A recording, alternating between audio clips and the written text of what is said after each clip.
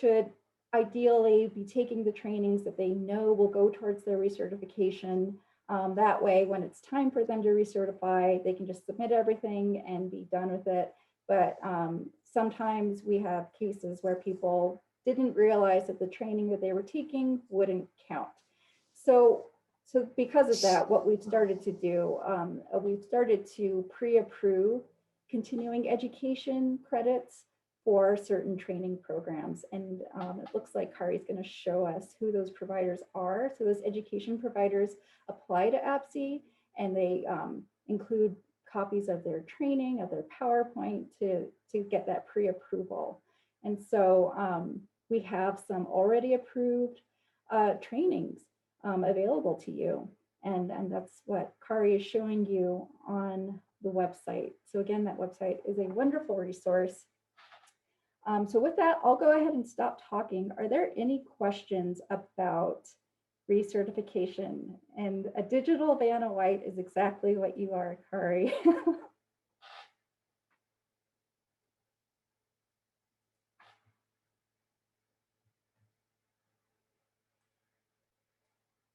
So is anyone on the call needing to recertify anytime soon? Well, Rebecca, I just wanted to add a little bit to the conversation about the mentor work group. You know, we've identified the fact that many of the people that are recertifying as CESPs, you know, frankly, might be a little bit intimidated by the process. Does that make sense to anyone here? I wonder. I know I was when I first started. Anyway, started on it. Anyway, the idea of the mentor program is to allow, versus working through, you know, official APSE people, is to allow your peers to assist you with the process, answer questions, and in fact, coach you along the way to recertification. Now, there's some ideas that we could start this early on. There's other ideas that it would only be available, you know, as you're recertifying.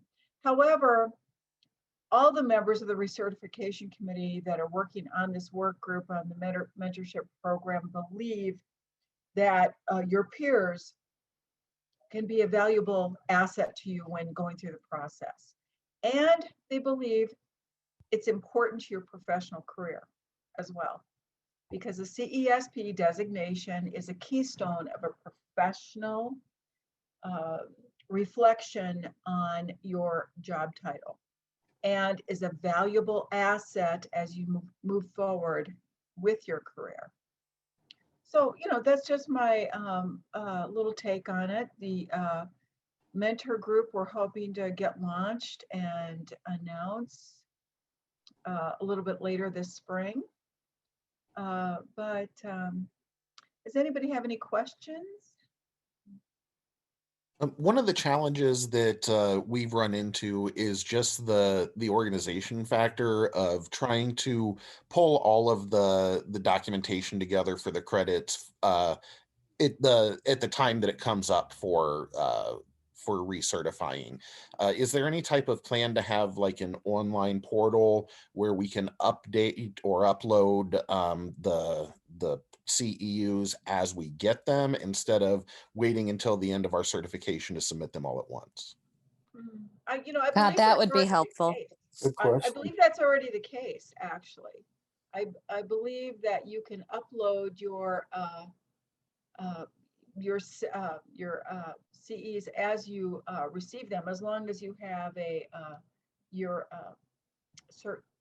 document stating what they were. Carrie, maybe you want to elaborate on that. That's right where she is right now. Okay. That when you're recertifying, and this is Sherry, and I'm both on the committee, recertification committee, and a mentor, and that's what's up right now. And it is very easy. Just, they said it's a great idea, and I did not know that was there when I first recertified. So that definitely is a great place to know, so you can keep track of everything. Going on, just load it as you go along. Yeah. yeah, it makes it very super simple. And that way, it's going to, you're going to know where you stand. But it does come down to, with the mentors, like Laura was saying, there's all that information there. And I am still trying to recover from being traumatized with the recertification process that I did in January, or whenever I did it, I don't know. But anyway, if you want one of us to talk you through it, we can do, since we're on this call, we know how to do Zoom meetings, and we can, share your screen, we can share ours. And so we actually can help you through it.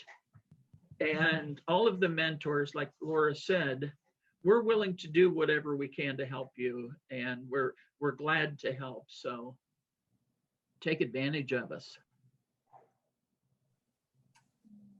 Thank you for showing us that. That was not something that we were aware of. I have not had to recertify myself yet, but we've had a couple of staff that have run into that challenge, and we just were not aware of this section of the website. I think Sherry, we've kind of put together a survey, some survey questions that Kari might be sending out to the membership, just to get a handle on what your thoughts are about the renewal process. And, because, here's the thing,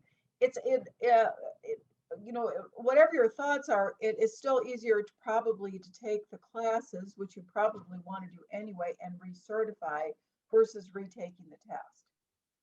And if you want to continue with that valuable designation in your professional career, I know in my case, in my state, that, my payments from the state are actually 20% higher as a CESP.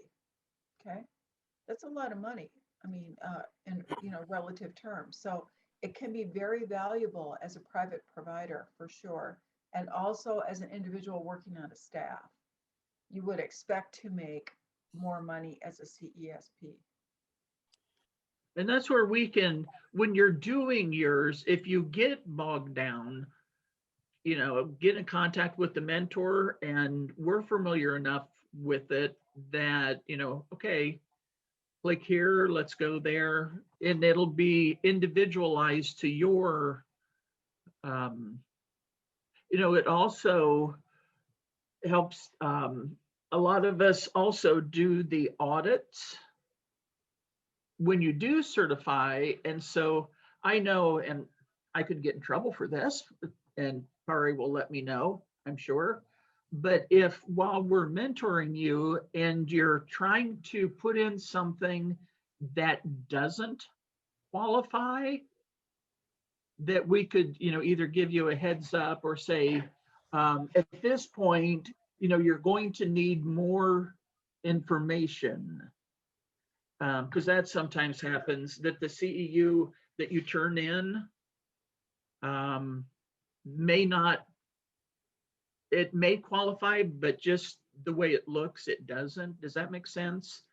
And so we can tell you at that time, okay, be sure you get your supervisor to sign off on this one or something like that.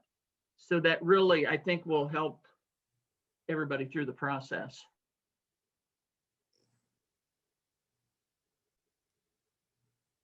Yeah, that's a good point. I know that sometimes what I've seen when I've helped to review submissions is that people don't really have proof that they attended a training. Ideally, you'll be getting a certificate of completion. In a perfect world, you'd get that at the end of every training with the date of the training, the name of the training, and how many credit hours it's worth. But we don't live in a perfect world. And so sometimes training providers aren't always providing that information after training. And so we might have questions if if the title of the training is unclear, like, is this related to employment? Or is it, maybe a topic that your agency requires that you take, like on CPR or something that, doesn't relate to employment. And then sometimes it's not clear, well, the number of hours of the training. And so that would be when we would want more information about the number of hours. And so like Sherry said, when we have these situations where we need more information, oftentimes you'll have to go back to your supervisor or someone to provide that confirmation that yes, they did attend this training.